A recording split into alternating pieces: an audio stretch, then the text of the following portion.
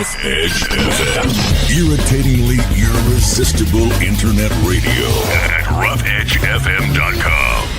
From the land of lemons, magic, and neighbors who still wave, it's Voices of the Valley. Join hosts Jim and John as they shine a spotlight on local businesses, city council news, community events, and all the colorful characters that make the Santa Clara River Valley feel like home.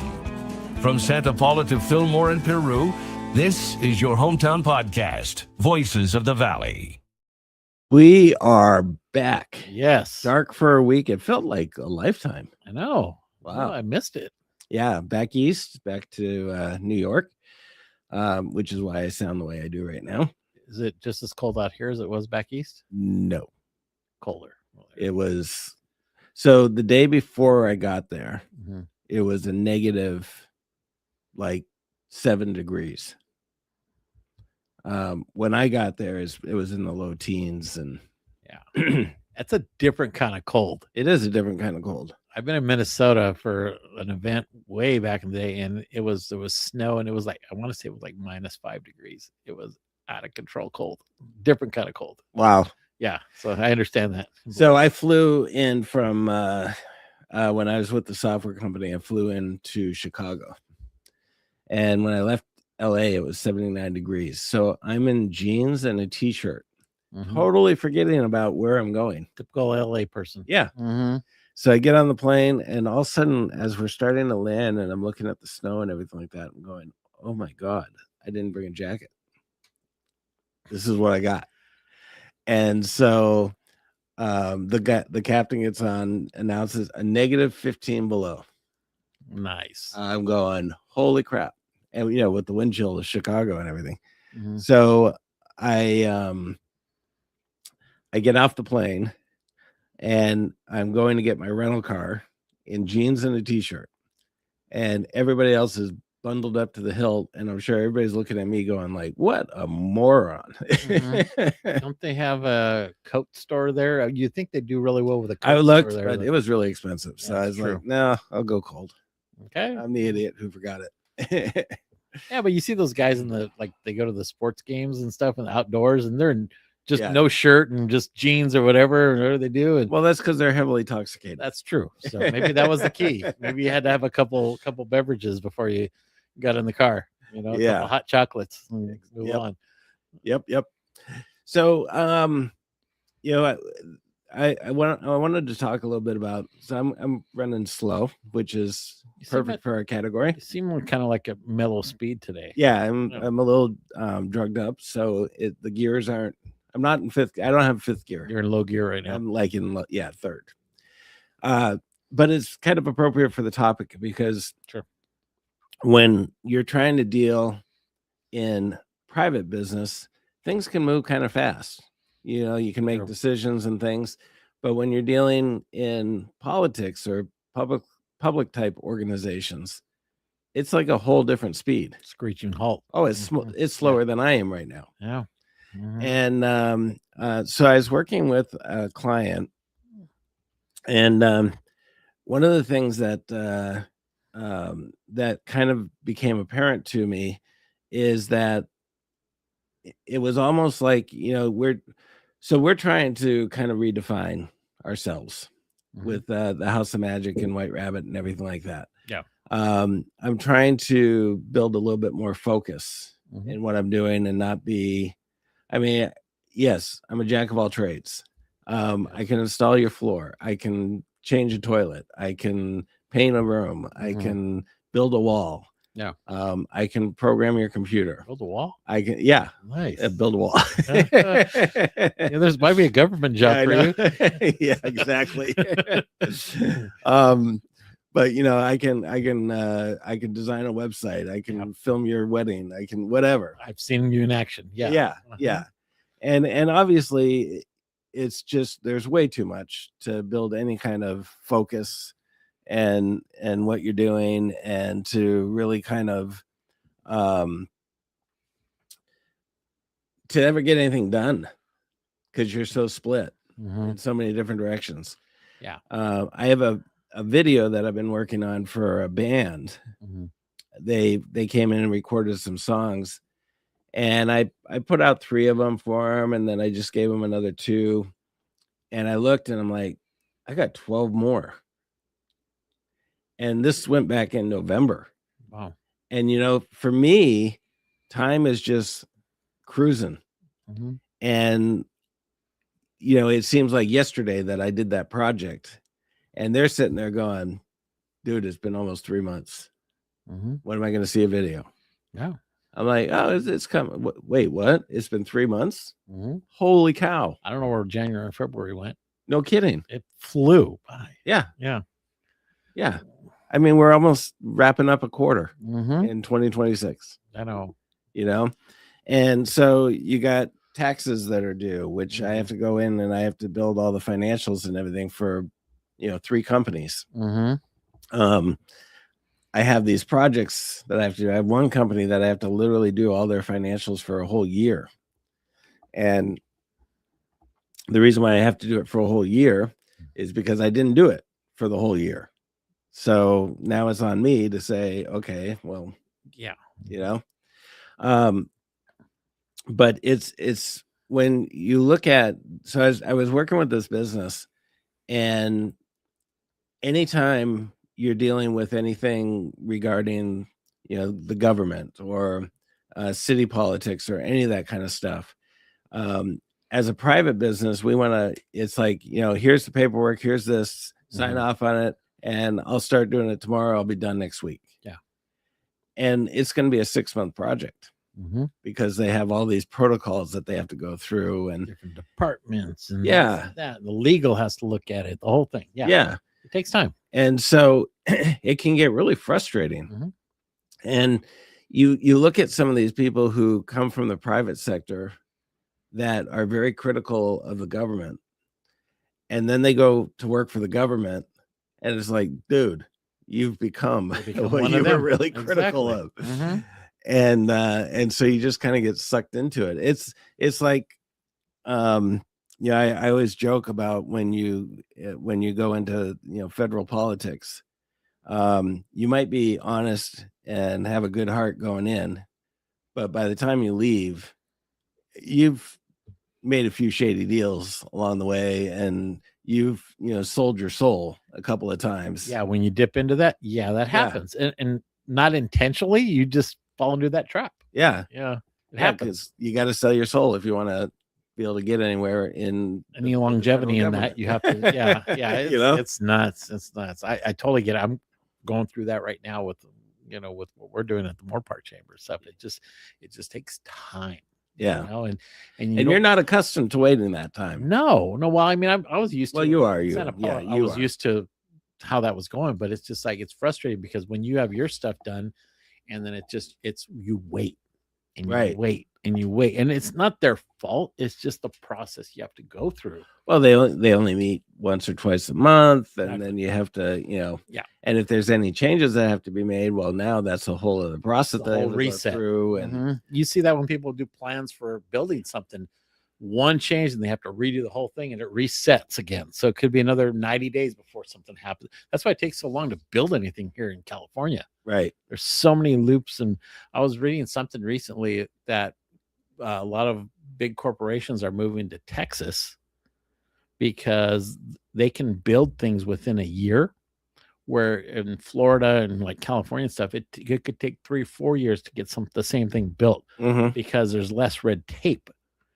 and all the requirements for like California, the environmental, studies and all these different things you got to do. So we're out there, they're just like, they move things forward. And so you're seeing a lot of big companies and these billionaires are moving over there for that reason, because government takes so long. And not federal, I mean, federal, yes, but state too. Yeah. Well, even county and city. Yeah, because you deal with something at the city level, then that has to go to the county, and then the county has to go to the state, and the state goes to the Fed. And good example here in town is the bridge over there at the Harvest.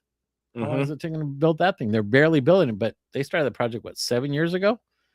Is that how long it's been? When they approved all that whole Harvest thing? Yeah. And here you go. Look how long it's taking to get that bridge because of all the loopholes you have to go through local, state, and federal government. Yeah. And the federal government is the one that had to approve it. So at the city council meeting for Santa Paula last night, right, we had a meeting last night. yeah, they were talking. One of the things on the agenda was their legislative platform, and so some things they wanted to update about immigration and whatnot. Mm-hmm.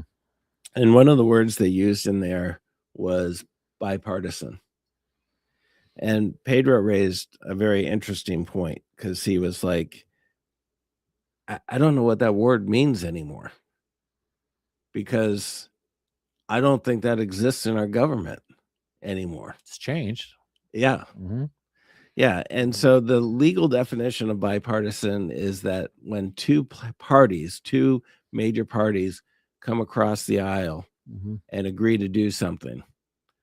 And that does not exist in our government anymore. There are very few. You go outside your party, Mm-hmm. and good luck. Well, I mean, you see, especially lately in the federal government, you look at it, they may say it's a bipartisan agreement, whatever they do, but how long did it take to get to that point? Because, well, we want this, we want that, and it's give and take. And then finally they come, and it's never what they originally intended. They had to all compromise to get to a certain point just to move things forward. Right. It still may not be what they want, but it's how bipartisan was it? Exactly. So I mean, what the intent was never is what the result is, know, because they had to give and take so much, and so by the time it gets to that level, it's like, why do we even do this? Waste all that time. So there's one thing that I like about, and maybe a lot of cities do this. In New England, they didn't. They always ran by their party. Mm. The one thing I like about Santa Paula, and maybe this is something true in California with cities and whatnot, but there's no party affiliation. They don't identify a party. So it's not like we have 3 Democrats and 2 Republicans, or 3 Republicans and 2 Democrats, or any of that stuff. We have 5 council members. Yeah. Even though we know who they're usually aligned with, it's not official in documentation or anything like that. Yeah. Right. And there's no party affiliation or party what's the word I'm looking for? Loyalty. Yeah. Because they're just a council person amongst 5 that are making decisions based on the city, on what they feel is best, not based on what their party is. And I think you're seeing that best. even at the supervisors level too. I think when you get into like the state, legislators, that's when you're starting to see the party lines. Because if you look at our supervisors too, I mean, they don't really. So there's no defined. I don't think they push that at all. But I mean, they might in discussion, but I don't see it as far as, it's like if you're running for like here, District 3, it's this person or that person, and then, but you always know where they align too.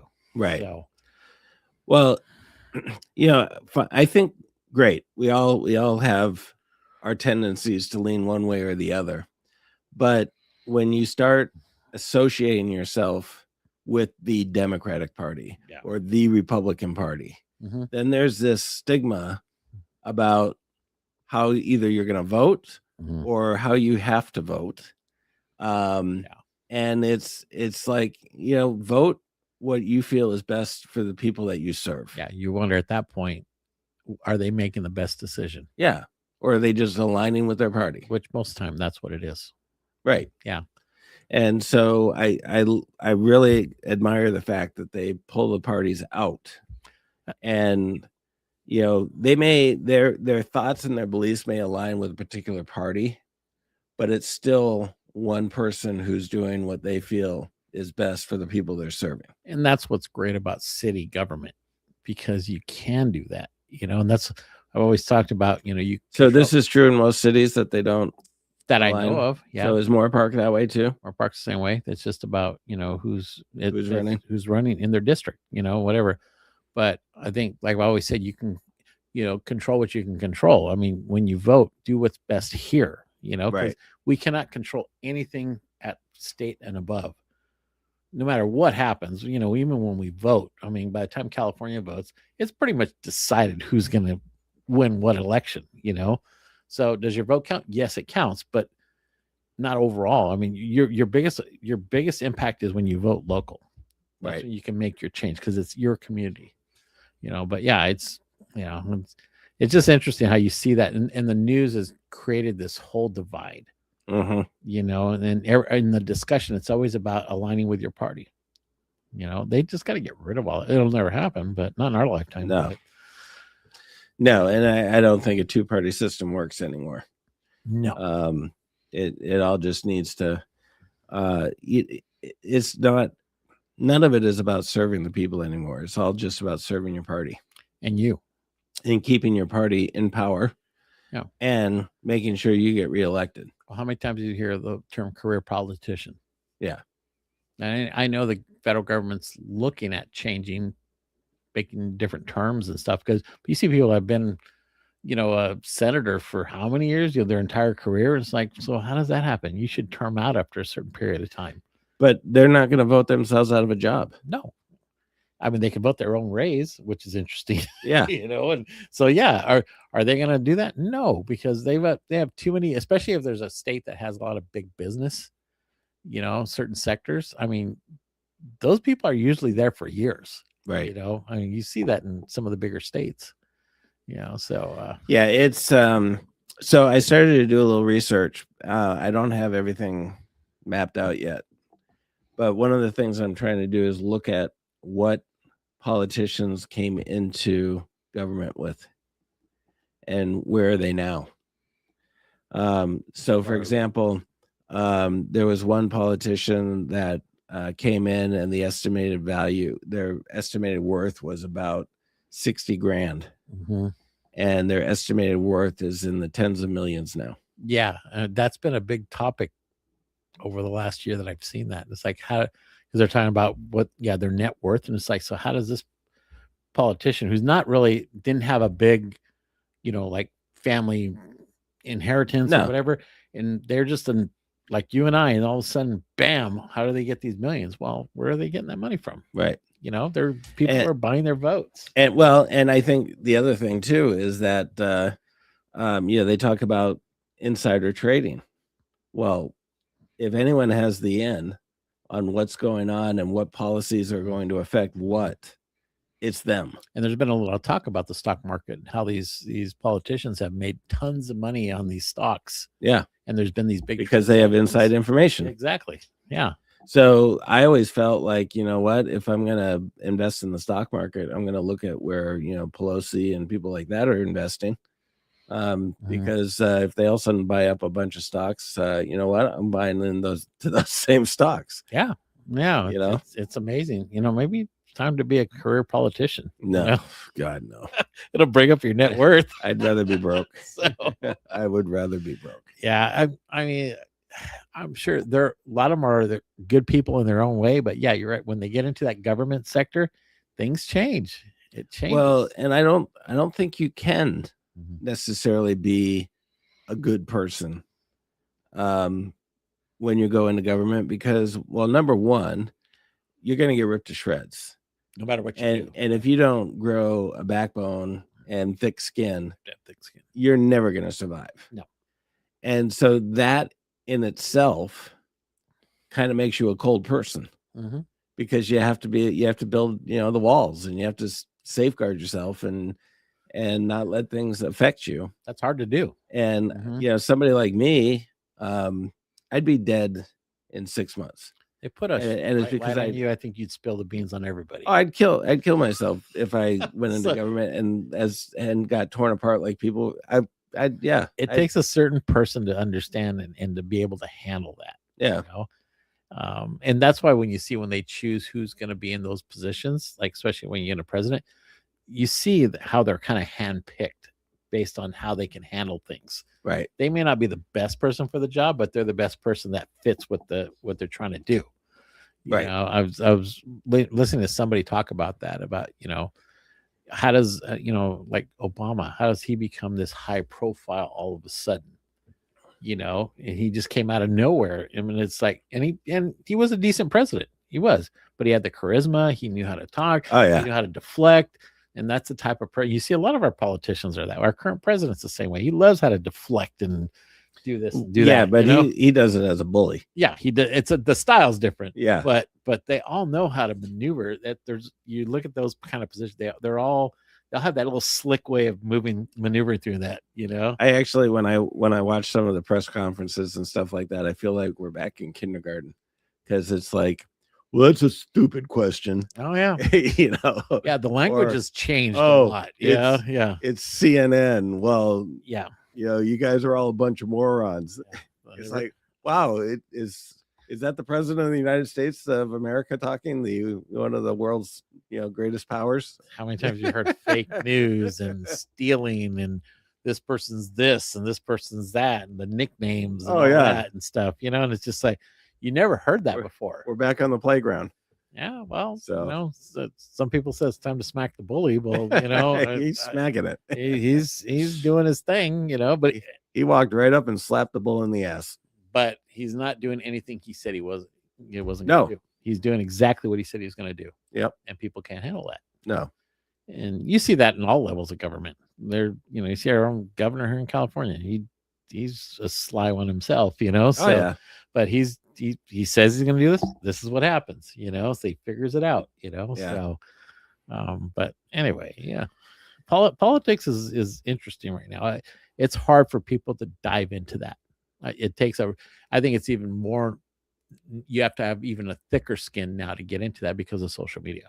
Right. That's changed politics altogether. Well, the other thing that kind of bothers me is that what you used to be able to get up, go to work, do your thing, mind your P's and Q's, pay your bills, go home, have dinner, watch a little news, do something with the family, go to bed. Yeah. And there are some organizations, some companies that had to deal with the political spectrum because of who they were and what they were trying to do and the impact they had in the country and everything like that. But most everyday normal Americans just kind of did what they had to do. Yeah. And I got ceiling tile dust on me. Yes. Now it seems like government is far more engaged in your life. It has far more of an impact on your life because of your phone. Yeah. What do you do first thing when you get up in the morning? You're checking your phone, you look at emails, you're looking at the news, you're looking at social media, whatever, and you're seeing it all in your face instantly. But even regulations and the forms and the regulations that they put on you and the red tape that they put in front of you and it's we laugh, but we sit there and say all the time, my generation rode a bike without a helmet and we seem to do just fine. We have our moments, but I mean, but yeah, it was a different time. I kind of poke the bear a little bit with this, but when you hear somebody sit there and they say, if it saves one life, if we put these regulations in place and it saves one life, it was worth it. And it's like, okay, but that's not really the reason why it's being done. Because if it were, if you change the speed limit on the freeway to 25 miles to 30 miles an hour, there would probably be no fatal crashes. None. Yeah. You would save thousands of lives. Why don't they do it? Because it would be way too inconvenient. It would take way too long to go from point A to point B. So it's like, okay, so we are willing to make some sacrifices in order to make life a little bit more convenient and efficient for us. But in other areas, it's like, no, we're going to, because we're going to save. And please don't send me hate mail or anything like that. But one turtle gets a straw in the nose and they completely change all the straws out to paper. Yeah. One turtle. If one kid had something, I guarantee you they wouldn't ban Mhm. whatever that was, just because one kid got into something. Whatever organization beats the loudest. Yeah, I mean, look at I have nothing against turtles. no Turtle. Yeah. Turtle just made a bad decision. So but you look at it, even like that bridge they're building on the 101 across for the animal crossings and stuff. Right. It took one person that wants to protect the animals and the environment and all that stuff, and they popped their own money in there, which is great. But I mean, is that the best use of that? But that's their passion, and that's their right to do that. I've always wondered. It's like animals don't read signs. How are they gonna read the signs to go to that direction? Yeah. I've always wondered that too. Are they gonna see like arrows pointing towards the bridge? So you okay, we go this way instead of this way. Is there lights at night for the signs too, or are they reflective I don't know. or whatever? I don't know. So yeah, I wondered that. Well, you spend so much money on that when that money, and that's their right to do that, but that money could have been used for other things that affect people more. Right. That doesn't have any effect on people. Yes, you might have an animal that crosses the freeway, and so I'm sure it happens all over the country. Right. So we get deer crossing in New England all the time. Yeah. And in fact, my dad had passed away, and like a month later, he was a deer hunter. But he hunted for food. He ate the meat and everything. And about a month after he passed away, my mom hit a deer with a car and killed it. And she's like, man, your father couldn't get a deer on his own. So he's, he throws one out in front of me to take care of it. Exactly. Yeah. Yeah. But he would have been hugely disappointed because she let the cop take it. But took it home, but he's like, I'm not going to cut this thing up. It's yours. Yeah. It's just, and California has really been the one that kind of makes all these changes, and it just, you wonder, what are they thinking? Right. I mean, look at the whole change in plastic bags. Now there's no plastic bags in the grocery stores, but yet everything in that store is wrapped in plastic. Right. There was I was watching something where they showed, well, if you go into the meat department, everything's wrapped in plastic. Yeah. And styrofoam, which is even worse, Yeah. And then you look at a lot of the packaging and other things too. It's all in plastic and stuff. So is changing the plastic bags at the register gonna make a difference? Well, the thing too is like the change. I don't know of any other state, although I guess New York is starting to implement charging for bags. Yeah. Which they're probably just following suit after California, because New York and California are very similar. Yeah, they're twin sisters. Yeah. But any other state, when we have guests that come here and it's like, would you like a bag? Well, yeah, I want a bag. Okay, it's 10 cents. What? Yeah, we were in Arizona. We went to a grocery store, and they're like, you need some bags? I'm like, well, how much are they? They're like, they're free. Yeah. Like, it's like, what are you talking about? Why are you asking? And they're plastic. I'm like, okay, here, they gave me a stack of bags. I'm like, okay, brought them home. So, but yeah, it's just, that's where all that politics comes into play and stuff. And, so my understanding was initially that the government was going to get taxed that 10 cents. They were going to get some of that money in as kind of a fee for whatever. Yeah. And then I believe that got overturned through the courts or whatever. Yet the stores were still allowed to charge it and keep it. So I was at Vaughn's, and I got a paper bag because that's what she had.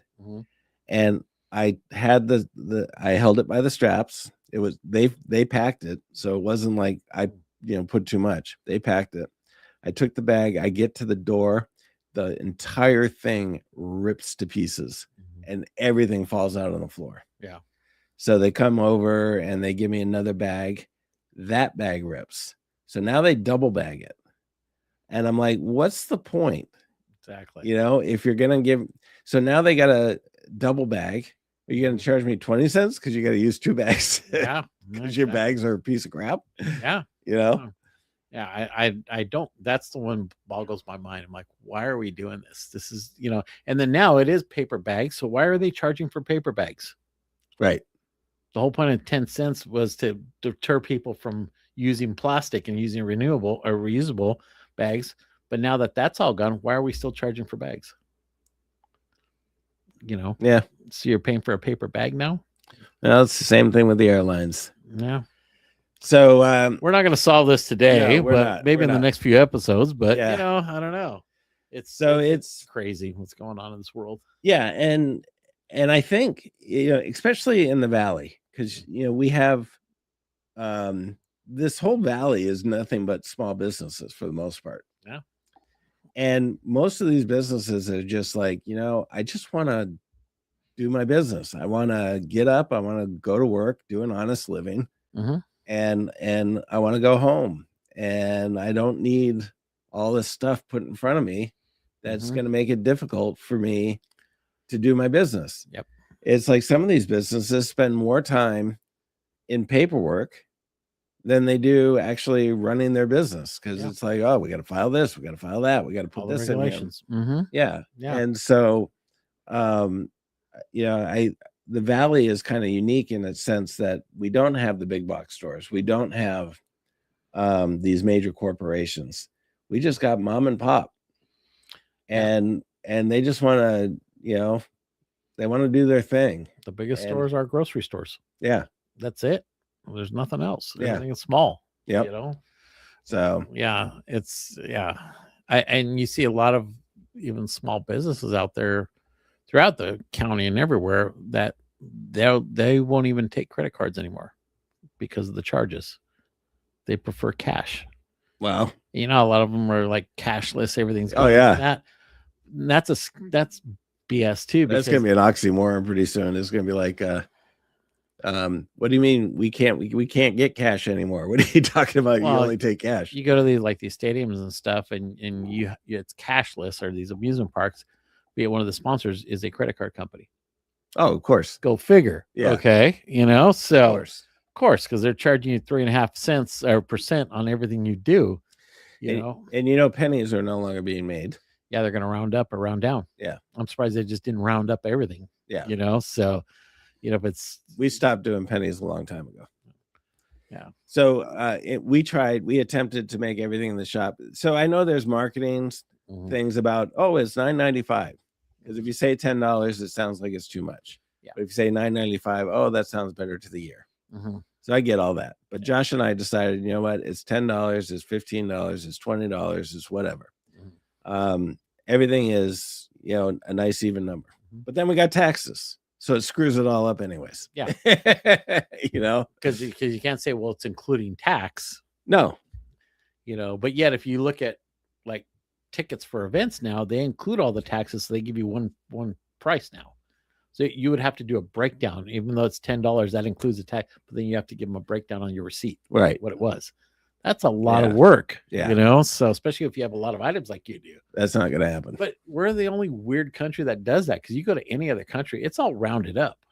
It's you go to Mexico, it's $10, it's $5, it's whatever it is. Right. There's no, even though they have pennies, it's they round everything up. Yeah. So they don't mess with it.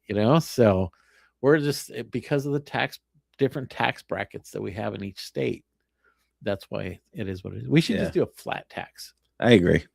I mean, that's been tried, that's been pushed, but it never gets any traction because California would suffer, New York would suffer because they'd lose out.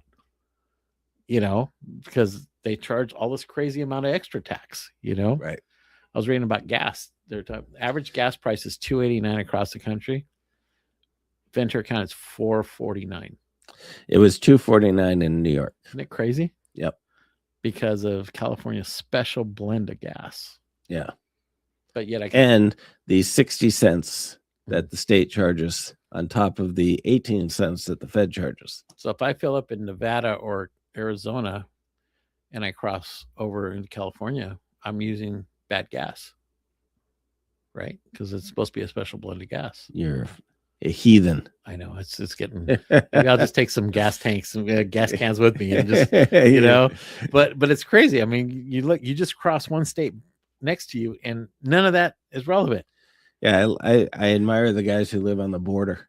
Oh yeah, I'd It's go like I back just and cross forth all the over. time. Yeah, I'd go get my grocery bags and all that and stuff too. Yeah. I get charged for it, but yeah, it's nuts how states like California and New York, how they add all these things and stuff. And but yet again, look at people are leaving the states. Yeah.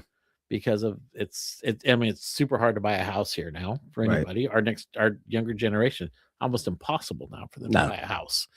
Ventura County is expensive too, but in the state in general. Right. That's why you get a lot of youngsters that are going to the Texases and all the Midwest states and all that stuff too, because it's cheaper. Well, and they talk about affordable housing, and I hear the prices, and I'm going, who's that affordable to? Affordable housing, it's like $780,000. Yeah. How's that affordable? Affordable houses, 400 plus thousand. They have some homes here that they're considered affordable that are like 400,000 or whatever.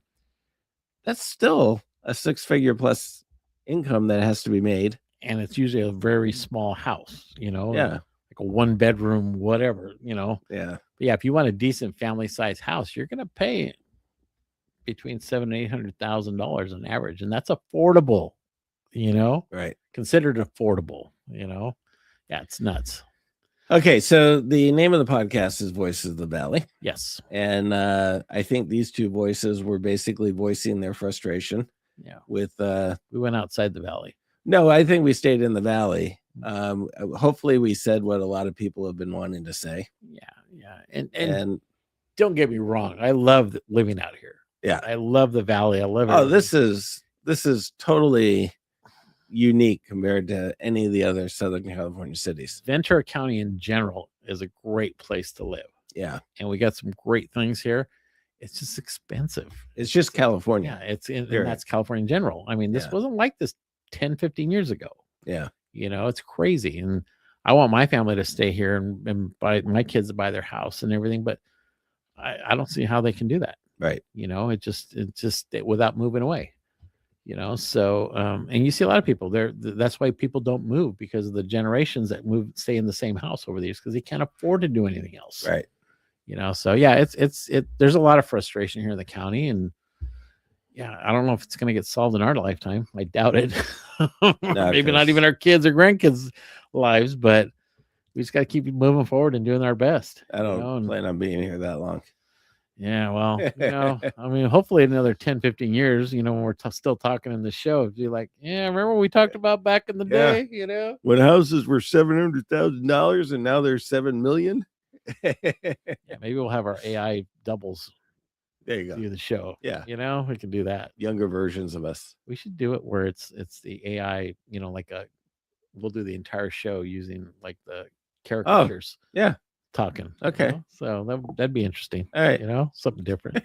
I don't know. I'm just throwing something out there. Whatever. All right. Well, that's what happens when we have a week off. I know we're like 10 minutes over time, but I got to tell you this really quick story.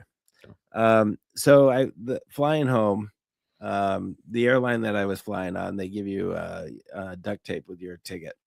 Because sometimes you might have to go out and tape the wing or do a little repair job. And they're yeah. So anyways, it's our plane is delayed by 2 hours. Okay. And they end up finding another plane. So they put us on that plane. Mm-hmm. Everybody gets in, luggage all done. Apparently, which I guess is a good thing, there's somebody who is in the tower that is actually calculating weight, passengers, thrust, and wind conditions. Yeah. Which they then determined that our plane was not capable of taking off in that condition. Okay. They were going to have to deplane 70 passengers in order for that plane to get off the runway. I don't care if you deplane 100 passengers. If you're telling me I got a plane that can't get off the runway because all the seats are occupied, I don't want to be on that plane. What's wrong with that engine? Yeah. Because they're made for full capacity. Yeah. Wow. Did y'all have to kind of move to? They had to just no. So correctly too. The captain was like, "I'm not deplaning 70 people. It's gonna be a nightmare. Find me another plane." They had 5 flights that night that had 5 or less passengers on it. 5 flights with 5 or less people traveling. the plane had to take off because they needed that plane at the next airport. So we take over another plane. So everybody has to get off. They have to move all the luggage. Then we reboard onto this other plane. But it was a nightmare. We boarded 2 planes before we got onto our third plane that allowed us to actually take off. That's scary. So, yeah. And then you're going down the runway going, well, it doesn't feel like the wheels are up yet. Why is the front wheel not off the ground yet? Normally the front wheel's off the ground. I see those numbers counting down. Why don't I feel that lift yet? Yeah, I've been on some planes that I've flown a lot, and some of those planes you question like what are they doing? You know, and I've been on the smaller planes where they had to distribute the correctly, and like, we need you to move to this, you to move. You heavy people need to get to the middle of the plane, and you light people go to the back. Yeah, I was moved a couple times, so I was like, what? They're like, well, we need to balance the weight on this side, so move the 2 skinny people, not me.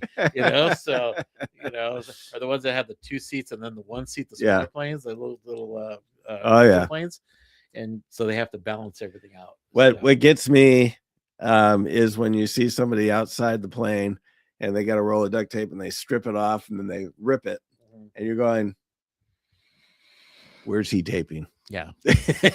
Or they get the propeller and they have to crank it, so anyways, the joys of traveling. We will be back at our regular time next Wednesday, I assume. Hopefully. Yeah. Okay. Life tends to be getting in the way lately, but there's a lot happening now. There is a lot happening. There's a lot going on in our worlds. Yes. So, yeah. We'll be here. And maybe we'll have something useful to say. I think that was pretty useful today. Okay. Well, we covered some topics. So, yeah. Maybe we'll focus on things that are happening within the Valley next week. Yeah. Well, we'll talk about some events that are happening or have happened and stuff. So, yeah. Oh, and real quick, if you're in Santa Paula at the Ag Museum, 5:00 tonight, they're having a mixer. So be sure to check that out. Yep. All right. We will see you all next week. Stay safe. This has been a Rough Edge Studios production.